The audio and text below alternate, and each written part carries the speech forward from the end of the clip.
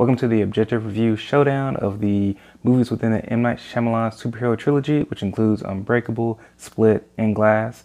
And in objective reviews, I like to break movies down into 6 categories and assign weights to them, depending on the genre, to have the most honest, unbiased, objective review as possible. Warning, there will be spoilers for all 3 of these movies. So let's get started with the first category of story. In Unbreakable, the story follows Elijah and also David Dunn as they really try and find their place in the world. And Elijah is this really smart man who bones can break very easily. Like you just punch him, his bones break. And he's trying to find that man on the other end of the spectrum. He's trying to really find his place in the world. And he ends up finding a guy who survived a train crash, lone survivor, without a scratch on him.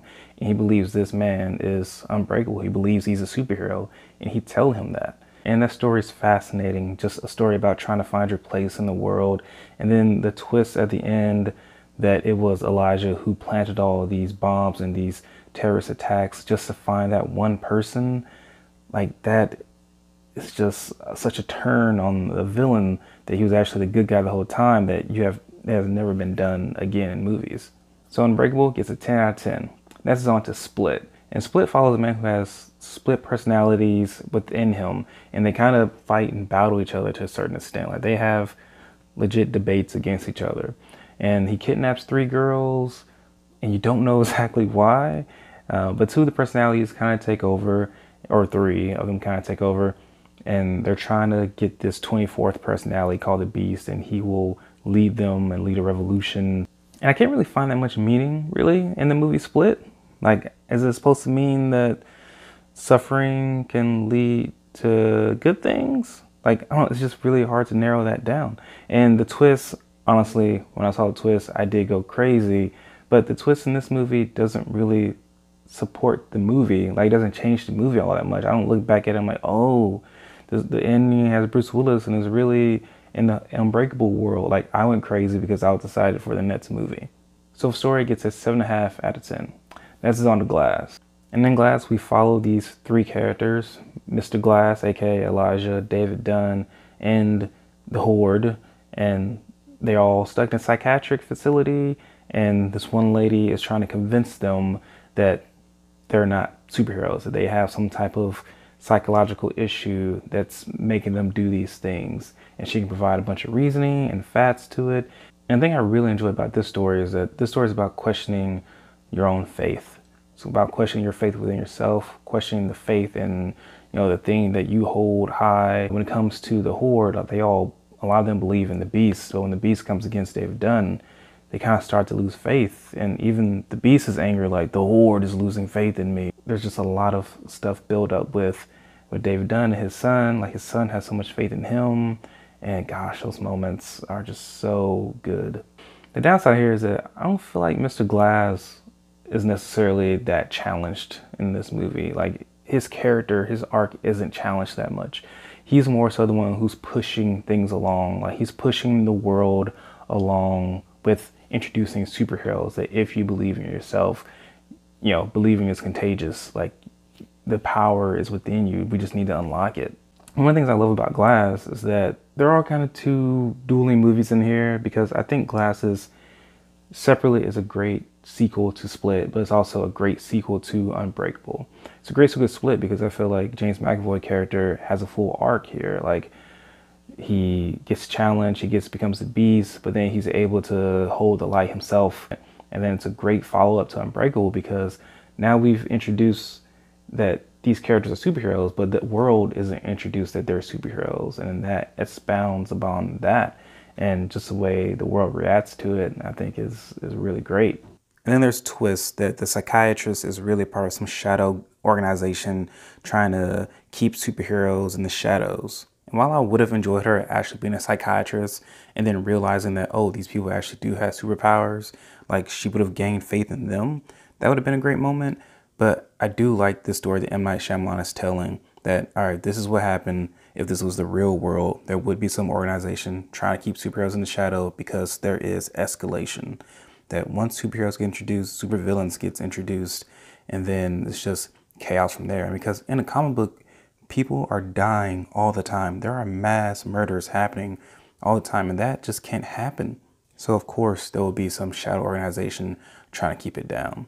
And then also it sets a pathway for the future, that there could be many more movies to go, exploring what happens after this. So for the story, I'm gonna give that a 9 out of 10. Next is on to emotion. And Unbreakable has a lot of very subtle emotion there. Like Bruce Willis and his wife, there's a lot of emotion there going on.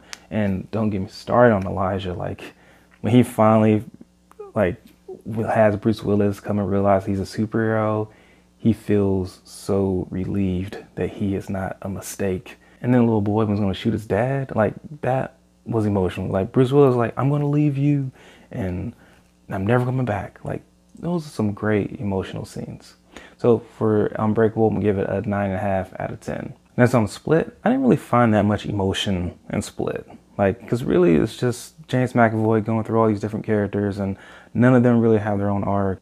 And Anna Joy Taylor's character is kind of very one note until the end. You figure out what happened to her and just she kind of delivers a little bit of emotion, but still not that much. So that gets a 7.5 out of 10. Next is On the Glass, where I didn't think it had that much emotion for the first 2/3 of the movie, but the end where they actually killed, you know, all these characters, like their supporting cast had a lot of emotion. When you see Bruce Willis's son looking at someone else watching his dad bend still, and just his facial expression on there, just that feeling of pride and joy that can overwhelm you as an audience member. And then at the end, when James McAvoy's character is able to actually, the main one's actually able to hold on to the light, just, and Anna Joy Taylor is there for him, that is such a great moment. So for emotion, I'm gonna give that an 8 out of 10. That's on action. Most of these movies don't have that much action in it. Unbreakable has one great scene where Bruce Willis fights the guy who kidnapped this family, and even though that's short-lived, it's very pounding in a way. It's very gritty. Like it's a tough fight to watch because these are not trained fighters, so it's just very real, but there's still not a lot of action, so I'm gonna get that 6.5 out of 10. There's On the Split, where most of the action just comes from the Beast kind of doing some Beast stuff, climb on the walls. It's okay. Give that a 6 out of 10. Glass is probably the most superhero of all these movies, so it definitely has the most action. I mean, the David Dunn versus the Beast fights, like the Beast feels like an animal, the way he's just like pounding the floor, the way he's pounding his chest, you know, how he fights, climbing up things against David Dunn. And really, to me, that fight is all about the saying of what happens when an immovable object meets an unstoppable force. So really, there's still not that many fights, so I'm gonna give that 7.5 out of 10. Next is on the comedy, and really, none of these movies are that comedic. Unbreakable is definitely not. There's maybe a couple different lines there, but at least it doesn't try and force in comedy. So I'm gonna give that 6 out of 10. I'm gonna handle Split and Glass at the same time because both of these comedies done well by James McAvoy, just being able to play these different characters, especially that 9-year-old little boy he plays. He's freaking hilarious. But those scenes aren't that much, but they are funny.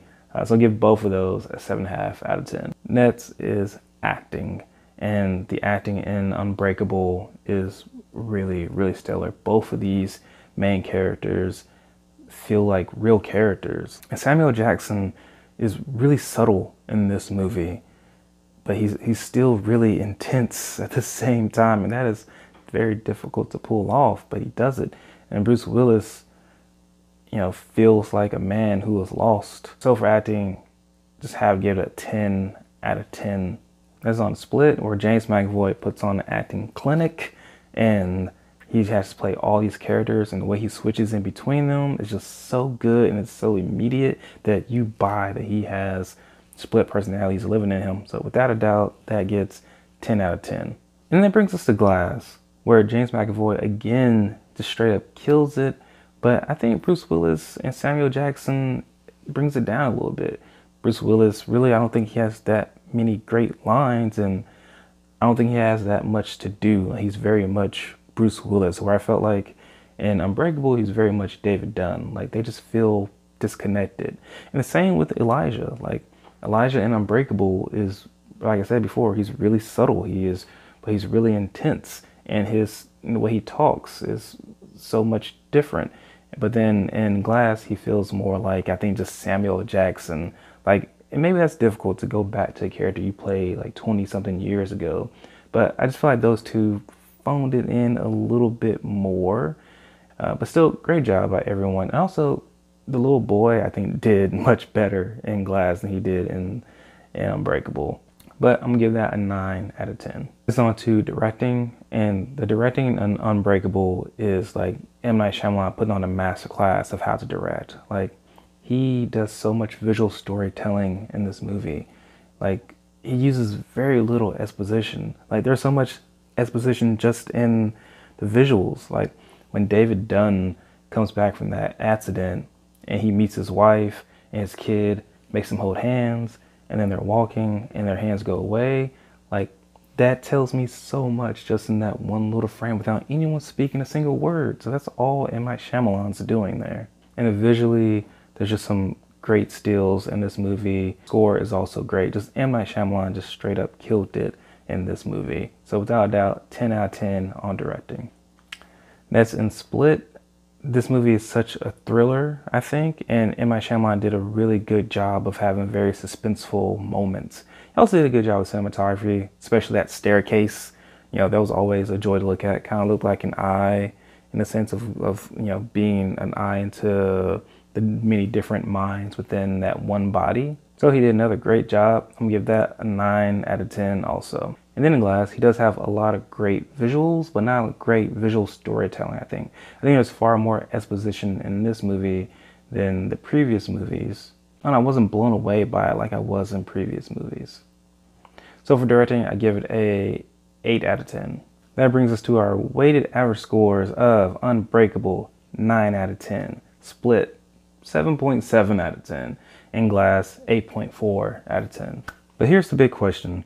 Where does the trilogy rank amongst all superhero trilogies? So, number 1, of course, is the Dark Knight trilogy with this average score of 9.3 out of 10. Number 2 is the Unbreakable trilogy with an average score of 8.4 out of 10. Like, M. Night Shyamalan did a lot of great work here. Gotta give him his due. And then number 3 is the Captain America trilogy at 7.6 out of 10.